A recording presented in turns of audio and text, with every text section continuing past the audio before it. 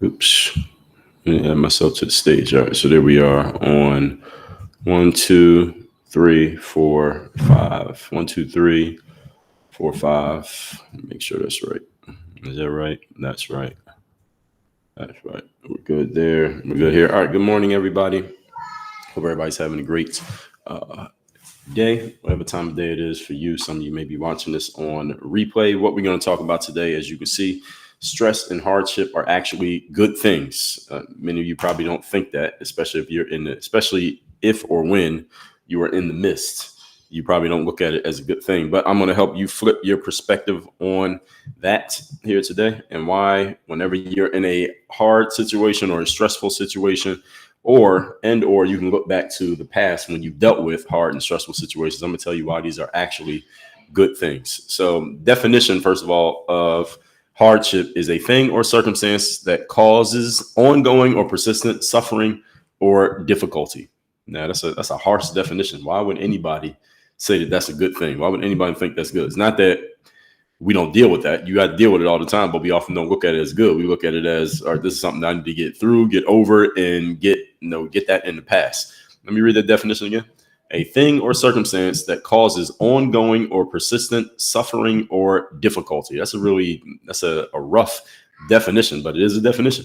So we all deal with these things, whether you are dealing with one, as I said, right now, or you have one on the way. Maybe you don't even know.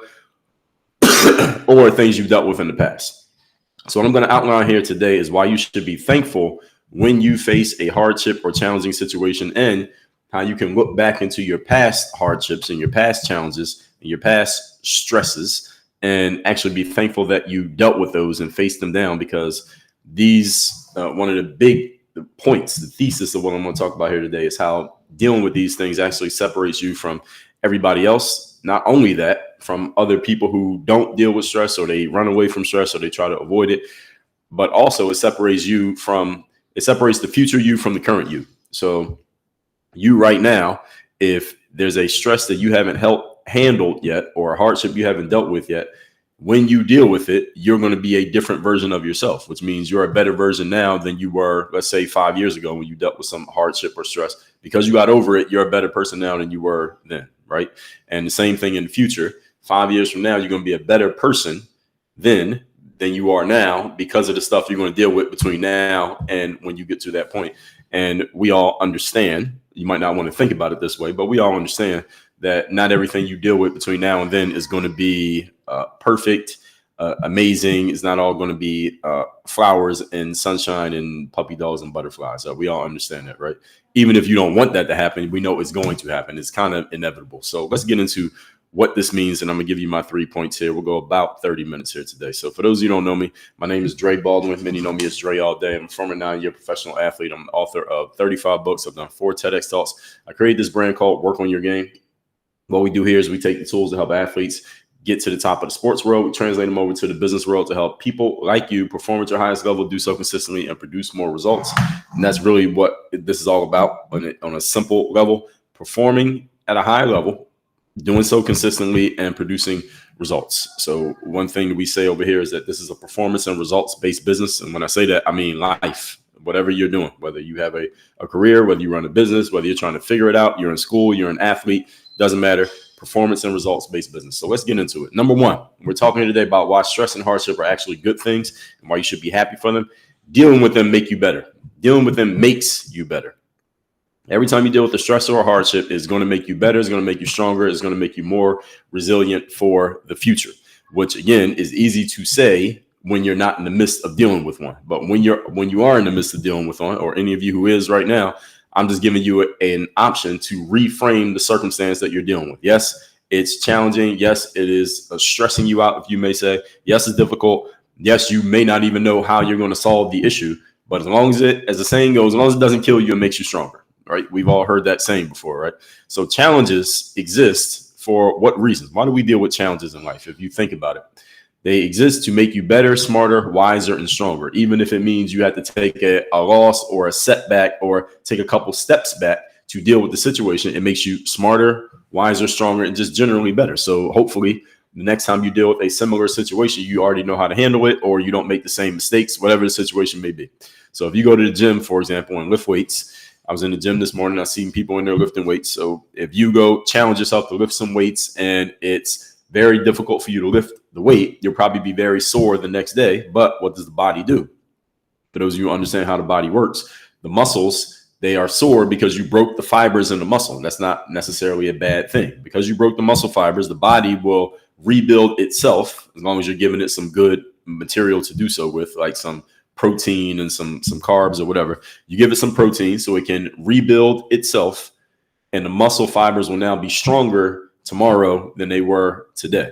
And as long as you give yourself enough rest time for the muscle fibers to actually do their job. So the next time you go to the gym, it's not as difficult to lift that same weight. It might still be a little bit hard, but your body has adjusted and made itself better to deal with that challenge because it dealt with it already. And it's the same thing you want to be doing in life, meaning any challenge that you deal with right now, you should be stronger, smarter, and better the next time that same thing comes up because you've seen it already. It's kind of like in football, for example, a quarterback comes into the NFL and the first season or the first few games of the season, they're facing defenses that they've never seen before. The players on defense are a lot faster. They hide their coverages a lot better than they did in college. So the quarterback's messing up, throwing interceptions, throwing inaccurate passes and losing games. But the more experience he gets, as long as he's studying film and studying the playbook, eventually he gets to the point where he's not making those same mistakes, and then he becomes a star and hopefully wins some games and wins some championships. So it's the same thing that applies to your physical that I just said, applies to your mental, it applies to your emotional, it applies to your decision making. Everything should get stronger and better with the experience of going through a challenging situation. I think all of you understand, and I'll answer questions at the end, by the way. So any of you put a question in the chat, I'll answer it at the end. All of you understand that growth does not come from things being easy, right? I think everybody understands that. Is any of you under the impression that you can grow from doing just stuff that's easy and comfortable for you? I don't think anybody thinks that. None of us expect it. But at the same time, when something challenging comes up, we often mentally default to not wanting to deal with it. But this is where all the growth is. So again, the same way, if you struggle to lift, thank you for whoever gave me that heart on here on TikTok. If you struggle with lifting 25 pounds a day, it'll be easier to lift the 25 pounds 3 days from now, next time you go lift weights, because you put yourself through the challenge.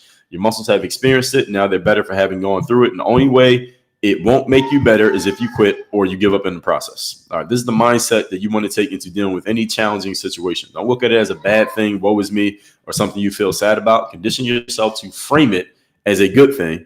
As the way you frame it, again, the frame is not necessarily going to make it go away. So you might as well put yourself in a position where, hey, this is actually good. I'm glad that I'm dealing with this, rather than looking at it as it's bad and this is terrible. You need to deal with it no matter what, right? So the challenging situation you're facing doesn't go away no matter how you look at it. So you might as well look at it as a good thing. I mean, we're here, so we might as well figure out how to make the most of the situation that we're in.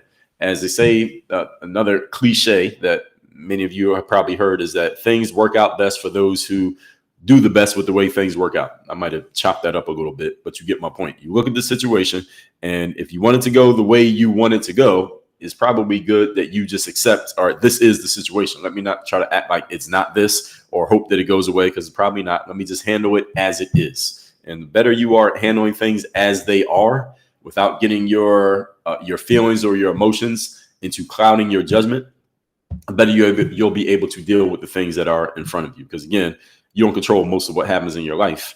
You only control your way of thinking about it and the perspective that you choose to put on it. Moving on to point number 2. Today's topic, once again, is why stress and hardship are actually good things. Number 2 is when you go through stress and hardship, you tend to, whether you're doing this on purpose or it happens by accident, you tend to develop skills, knowledge, and abilities in the process, because you had to deal with something that is, by definition, outside of your comfort zone. So anything you handle that's stressful or hard, you understand that there are other people out there, if they were handling the same thing that you're handling, it wouldn't be stressful or hard for them because they've already dealt with it or it's already within their comfort zone, but it's stressful or hard for you. So if you're trying to lift 50 pounds and it's new to you because you never lifted more than 40 pounds, it's hard for you. But that other guy over there, he's this big bodybuilder. He lifts 100 pounds like it's nothing. So 50 pounds is easy for him because he's already dealt with it. So it's relative to each one of us what is hard and what is stressful. So when you deal with something that's hard or stressful for you, You develop skills, knowledge, and abilities by going through it. And I think everyone who's listening to this, you want to improve and get better, right? Is anybody listening to this who doesn't want to improve and doesn't want to get better and doesn't want to advance or doesn't want to grow? I think everybody wants to do that. If you stop, you see how people do these street interviews these days? They'll just stop people on the street and start asking them questions about dating or relationships or money or politics or whatever. Excuse me. If you were to do a street interview and just ask 100 people, hey, do you want to grow, advance, and get better in life? I think 95% of the people you stop in the street are going to answer yes, unless they're trying to be funny. So we all understand that growth, development, and advancement means we had to deal with something that we haven't dealt with before. And dealing with something we haven't dealt with before often is stressful, and often by definition is hard for us because we can't quite do it yet. And it can be stressful for some people simply because a lot of people just get into their comfort zones and their way of thinking and their way of behaving. And then as soon as you throw them out of that, then they kind of go off kilter. But doesn't mean you can't still grow and develop, even though you got thrown off kilter. That is a matter of fact. It's a good thing, actually, sometimes to get thrown off balance in dealing what you're dealing with, because now you have no choice but to adjust. And this is where a lot of people come up short when they're trying to grow and advance. Mentally, they want to, but the reason that they don't is because when it comes time to get thrown off balance, whether voluntarily or involuntarily, a lot of people will avoid anything that's going to throw them off balance. But anything that throws you off balance is also a thing that's outside of your comfort zone by definition. Therefore, if you want to grow and develop, you have to get thrown out of your comfort zone. You have to get thrown off balance. And then you had to deal with that situation as it is right there in front of you. So any of you who's ever had a personal trainer, for example, your trainer's job is to get you uncomfortable, get you to do a set of 25 when you're used to doing sets of 10, to get you to deal with 100 pounds when you're used to dealing with 80 pounds, get you to do a couple extra sets when you don't feel like doing extra sets. If it was you training yourself, you would have left the gym 20 minutes ago, but they still have you in there doing more sets. The whole point is, it's not always that more is more. I'm just using that as a rough example. The point is, your trainer's job is to get you uncomfortable, get you doing stuff that you would never have gotten yourself to do.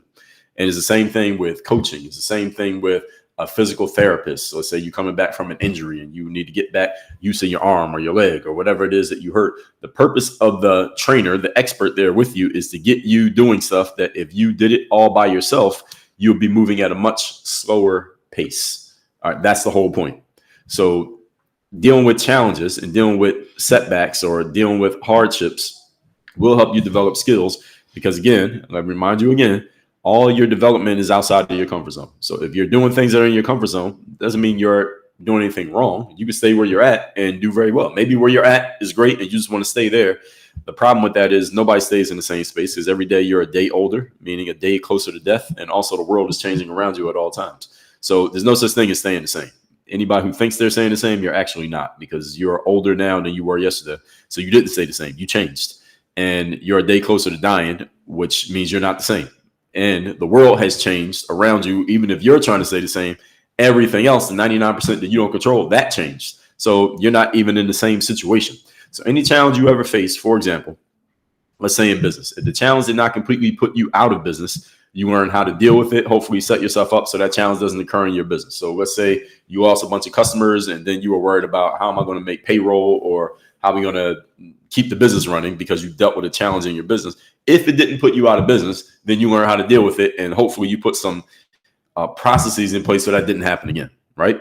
And on the flip side, let's say it did put you out of business. Let's say any of you who's been in business before and you lost the business or your business failed or you had to just shut it down because it wasn't working.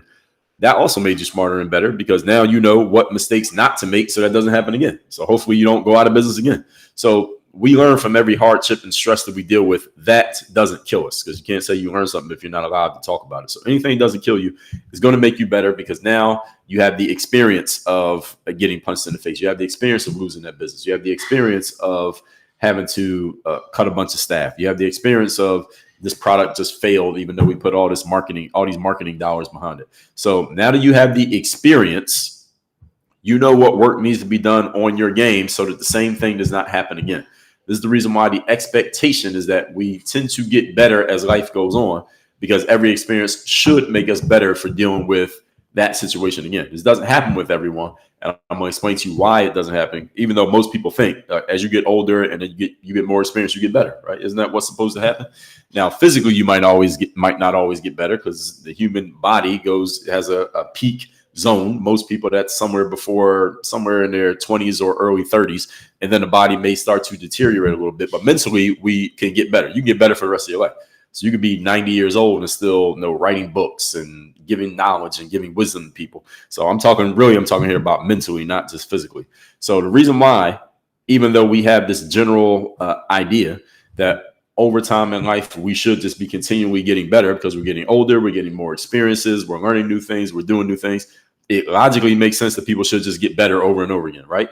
However, here's the reason why many people don't. Moving on to point number 3. We're talking here today about why hardship and stress are actually good things. Number 3, most people run away from and try to avoid hardship and stress. So this is the reason why most people don't grow.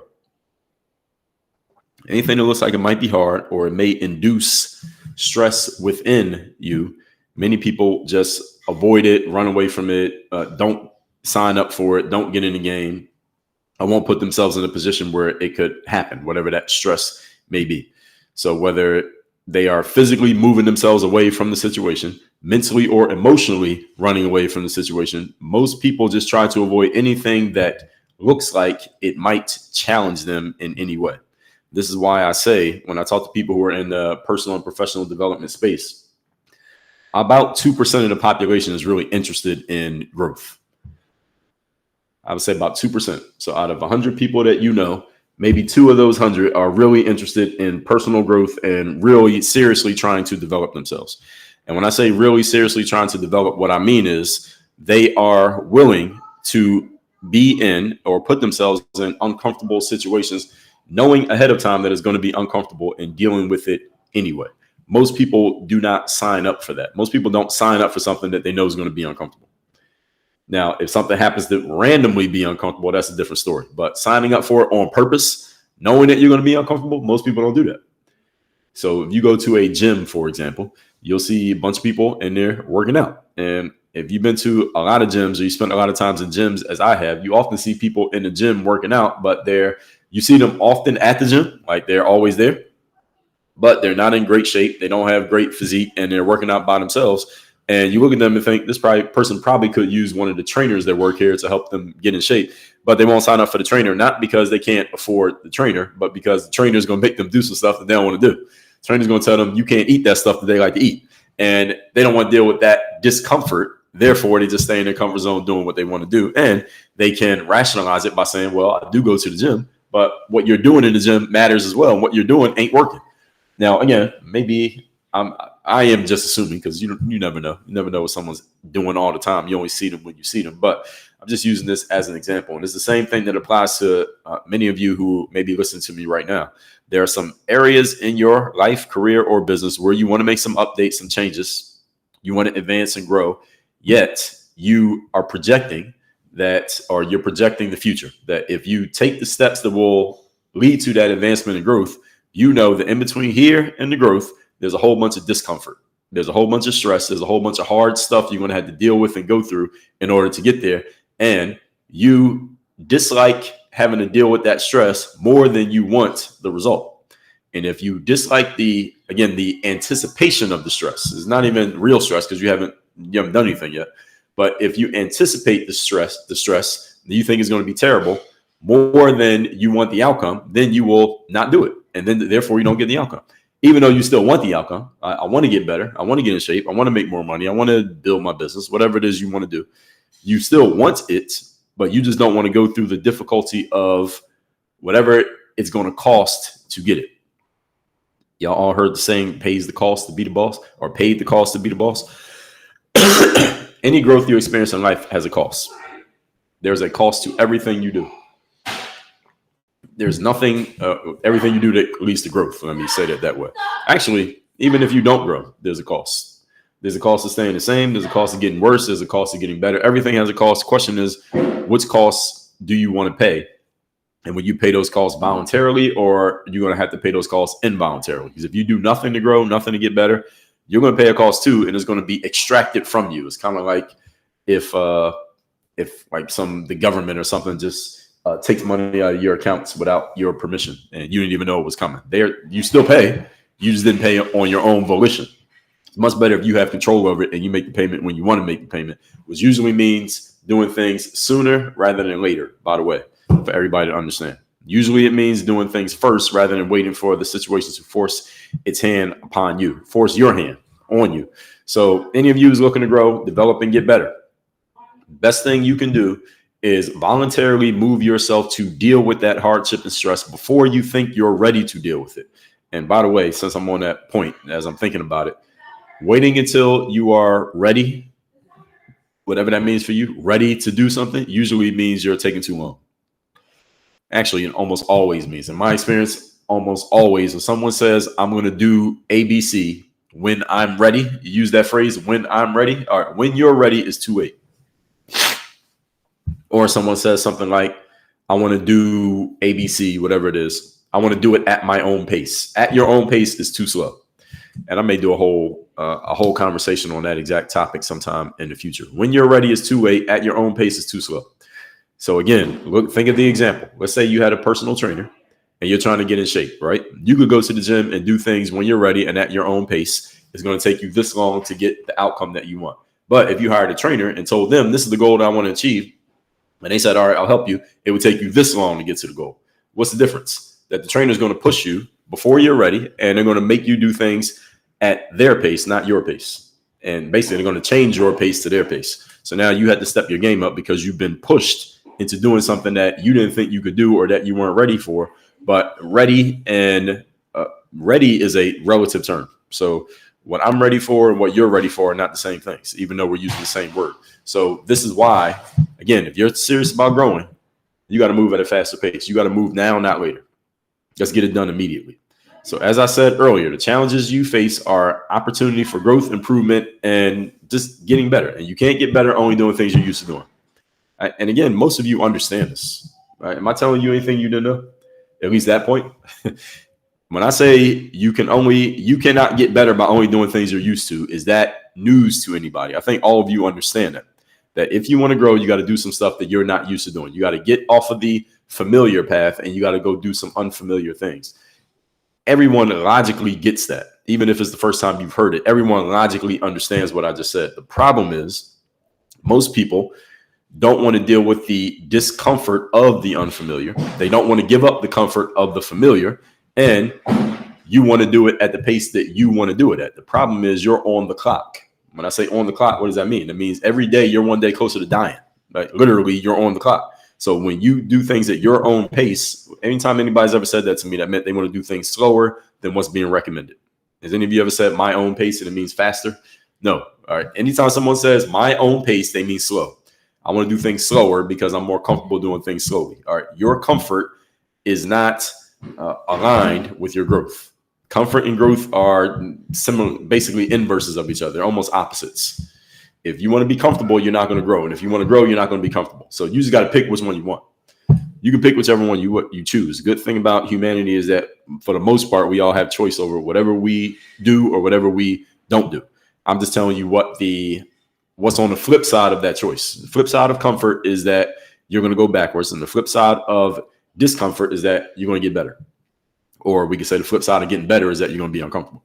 So all of my biggest growth periods, if I think about it in life, or when I had to deal with some kind of challenge, I'm here talking to you, which means none of those challenges killed me. And because I dealt with the challenge, I got better. And the next time I'm going to get better, I got to deal with another challenge. And next time I'm going to get better, I got to deal with another challenge. I got challenges I'm going to deal with today. And as long as I don't die from doing them, knock on wood, then Monday I'll be back telling you, talking about whatever I'm talking about, and I will get better in dealing with that challenge. And it's the same thing for you. So you got to continue to deal with challenges to maintain your pace of development. And the more challenges you deal with, the faster you will develop. But you have to be willing to deal with them. Okay. So let me recap these points. You got a question or comment, put it in the comment section right now. We're talking about why to be thankful for hardship and stress. Definition of hardship: a thing or circumstance that causes ongoing or persistent suffering or difficulty. Now, why would anybody think that is a good thing? That's what I explained here today. Number one, dealing with challenges make you better. They make you better, smarter, wiser, and stronger. Again, with the asterisk, as long as they don't kill you. So any challenge you deal with that kills you, then it didn't make you better. But if it doesn't kill you and you're still allowed to talk about it, it made you better, stronger, wiser, and just stronger for future situations. And now that you dealt with that, now it's no longer going to be as big of a challenge next time it happens. Number 2, you develop skills, knowledge, and abilities every time you face down a challenge and overcome it. Now, you weren't used to lifting 40 pounds, and now you lifted 40 pounds. Now you can lift 50 pounds. You lifted 50, now you can lift 60. So every time you deal with that challenge, now you've upped your game, and now you can go to a higher level in what you do. Now, why don't most people grow and develop, even though everyone understands what I said in point number 1, number 2? That leads to point number 3. Most people try to avoid challenges. Most people try to avoid challenges. They put off dealing with challenges. They delay handling challenges. And they, even when they do handle challenges, they want to do it like a little piece at a time. They want to piecemeal dealing with challenges. Whereas, again, think of the example. If you hired a personal trainer, is the trainer going to have you doing more in the gym than you have yourself doing in the gym? Almost all of you would answer yes, unless you're a personal trainer yourself. Almost all of you know the answer is yes. If you hired a coach, would the coach have you doing more in your business than what you have yourself doing? Of course they would. And what is my point? The point is, when people are left to their own devices to do things when they're ready and at their own pace, they tend to go slower and they tend to add time to situations. The problem with going slow and adding time to a situation is that you do not have unlimited time. So every time you add time to a situation, you are placing a bet that you're going to be allowed to talk about it. That's a problem. You are on the clock. Everybody knows what on the clock means, right? It means your time is running out. And I'm talking to everybody who's listening to this. If you're allowed to listen to me right now, your time is running out. So every time you go slow or quote unquote at my own pace, you're placing a bet that your pace is fast enough that you can get to your goal before you run out of time. I wouldn't place that bet. I would instead have some urgency about let's get things done now so that whatever time I do have left, at least I got all these things done instead of delay. Most people just add time to situations as a habit and you don't even realize that you're doing it. All right, so let me take questions and comments. You got a question, go ahead and post it and I will address it. I'm jumping over to TikTok, then I'll go over to Instagram. So Instagram, you got a question or comment, put it in the comment section. I'll address it in 1 second. Before I do this, Work on Your Game University, you'll like to work with me directly, have me as your direct coach. That's the place where it happens. That link is in my bio or is in the pinned comment, wherever you're watching this right now. That's where we have all of our coaching programs, all of our courses. We have 40 plus courses over there, thousands of masterclass episodes. Topics like this that I talk about here are all covered inside of Work on Your Game University. And you get on live calls directly with me live calls with me as your coach. We got a call tomorrow morning, as a matter of fact, for our group program. Tomorrow afternoon, excuse me. So let's see what we got. If you got a comment on Instagram, I'm going to post it now and we'll get to it. Flixio say you like the tie. Thank you. Appreciate it. I like it too. Shout out to the people who just came in here, didn't know who I was, but you listened to this and you like it. Rayvon, appreciate it. Thank you for the gifts. People who sent the gifts on TikTok. Lady A said, I struggle with letting go. Letting go of what? And thanks for the heart badge. And you should come into Work on Your Game University, Lady Ace. Let's see. Alicia said, reading the 5 a.m. club and got up at 4:45 a.m. That's great. So you're going above and beyond. You got up 15 minutes early. Someone said, what do I think about the P. Diddy case? Well, we don't know yet. I haven't read the indictment. I haven't read the paperwork, but I hear people talking about it already. We'll see. I mean, I think there's a lot of people involved besides just him. And we'll see how deep the case goes, if he's just going to take the fall for everything, or the case is going to pull a whole bunch of other people into it. We'll see when it actually goes to court. But this stuff takes forever. So if he just got arrested a couple days ago, that trial might not start till next summer? Who knows? That stuff takes a long time. Then he's going to have to sit in jail the whole time because they're not letting him bail himself out. So who knows? But I do think generally there's a lot more people involved than just him. And the question is, are those people going to be called to account or not? Someone said I look like Vincent Kompany, who used to play for Manchester City. I don't know who that is, but okay. Hopefully you think he's a good-looking guy. Me First Wholeness says, ready is always too late. Yes. When personally ready, yes, that is usually too late. Or it's just slow. Health said, I think what messes with me is taking the risk and possibly failing through and my family affected. Well, yes, I understand. Well, risk is the trade-off of reward. So the trade-off of getting a reward is that you take on a risk. And the definition of an entrepreneur is a person who runs a business entity while taking on greater than normal financial risk. So I don't know if you're an entrepreneur or not. It sounds like you are. Then that's the definition of being an entrepreneur, is that you are taking on a risk. Question was, what was your first major hardship you overcame? How'd you overcome it? Well, the first one was probably learning how to walk and talk, but I don't think that's what you're asking. I would say the first major hardship as an adult that I'm thinking about top of my head was trying to make it as a professional athlete, because I came out of a Division III school, which doesn't usually produce pro athletes. So just to get my chance to play, I had to market and sell myself. Just playing alone wasn't going to be enough because there was too much competition and nobody knew who I was. So I was going to have to market and sell myself just to get some attention. So when I figured that out, that's when I said, okay, this marketing and selling myself thing is a good skill that I have. I can use this in other areas. And that eventually led to what I do now. There was a lot of time in between those two, but that's the first one as an adult, let's say like after college, get myself seen as an athlete. Over on Instagram, I don't think we got any comments here. Roni Sophia, good morning to you. And by the way, sometimes people ask, do I do these lives consistently? Yes, I do them every weekday. About 8 a.m. Eastern is when we do these. Sometimes we go a little bit longer. Sometimes we go shorter. Today I went about 30 minutes. Sometimes I might go an hour, depending on what I'm talking about. So that's that here, folks. Work on Your Game University. You'll like to work with me directly, get access to all of our trainings and courses. That's where it happens, whether it's your personal development, professional development. We don't separate the two. So when you work with me, we're working on your personal side of stuff and on your business side of stuff. And you're going to have a clear structure, clear accountability, clear strategy and systems for doing that stuff. And again, that's at workonyourgameuniversity.com. There's a link in my bio if you can't remember that, or you can just type it into your favorite browser. Everybody, I will see you all on Monday. Monday will be the next time we go live, 8 a.m. Everybody have a great Friday, great weekend. We out here.